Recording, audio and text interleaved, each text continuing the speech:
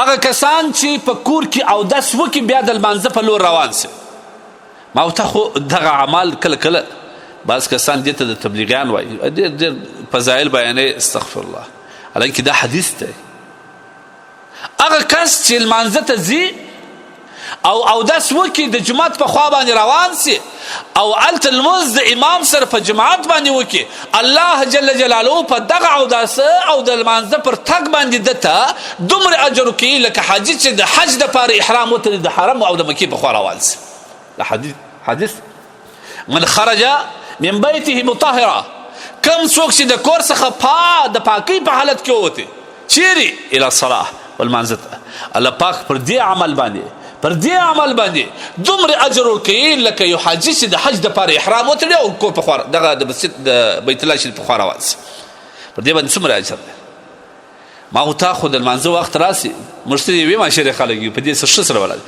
په لمانځه وخت راسي 15 منټه پاتې دي چې چاته وایي ګړې توګې وایي ته کښېنه 15 منټه لا پاتې دي.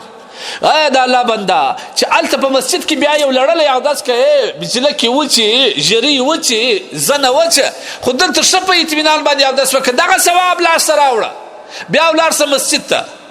کوم اجر الله پاک جل جلاله په دې باندې تا ته درکوي؟ ته ولې دومره مستغني یې د خدای د اجر څخه؟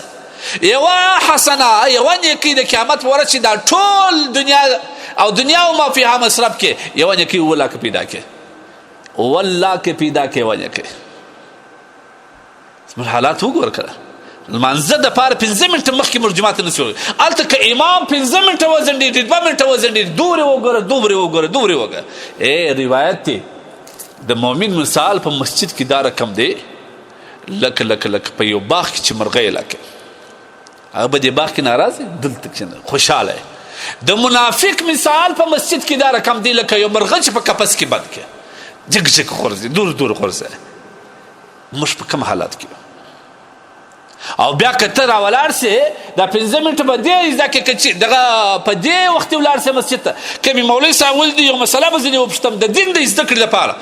دا روایت دی من غدا الى المسجد، سړی مسجد ته روان سو دپاره د دې وختي روان سو چې زه یو شی زده کم یا بل چاته ور زده کم، خپله زده کم یا بل چاته، کان له دغه کس دپاره به الله پاک جل جلاله اجر واکړي. څومره اجر؟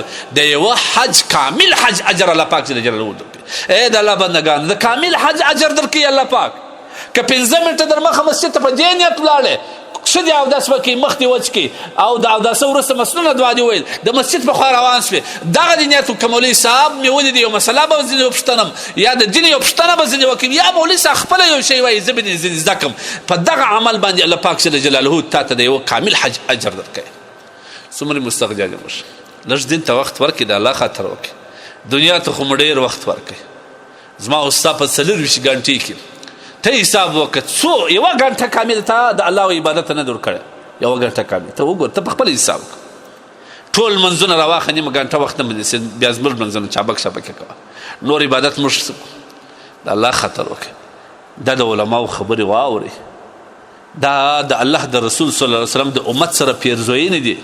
الله پاک جل جلاله پر معمولی شي باندې بنده ته ډېر غټ اجر ورکوي. د دې اجر استفاده وکړه که نه، الله پاک به تا ته بیا د قیامت په ورځ ډېر غټ اجرونه درکړي. د دې وزنه بیا وویله. لهذا د اودس همیشه په کور کې کوئ، بیا مسجد ته ځئ، دا ډېر غټ فضیلت دی.